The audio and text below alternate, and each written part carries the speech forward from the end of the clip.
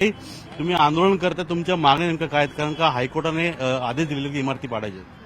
हायकोर्टाने आदेश दिलेलेच नाही आहेत साहेब. अजून हायकोर्टाने काही आदेश दिलेले नाही. टीएमसीने स्वतः हायकोर्टाला सांगितलेलं आहे की आम्ही हे अतिक्रमण हे करू, पण असं काही आदेश कोर्टाने दिलेला नाहीये साहेब. तरी पण ते लोक आम्हाला येऊन त्रास देत आहेत. आम्ही हे होऊ देणार नाही. आम्हाला न्याय मिळाला पाहिजे यासाठी.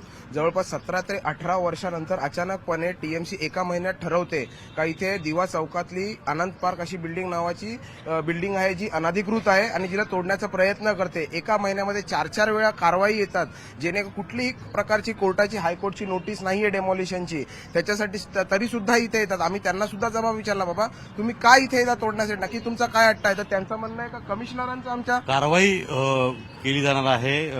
आंदोलक महिला बसलेत. बाटल्यांमध्ये नेमकं काय भरलेलं आहे? पेट्रोल आहे, पेट्रोल. जर ते लोक नाही ऐकले तर हे लोक पेट्रोल स्वतःच्या अंगावर टाकून त्यांचं जीवन संपवणार. आम्ही आमचं जीवन संपवून घेऊ साहेब.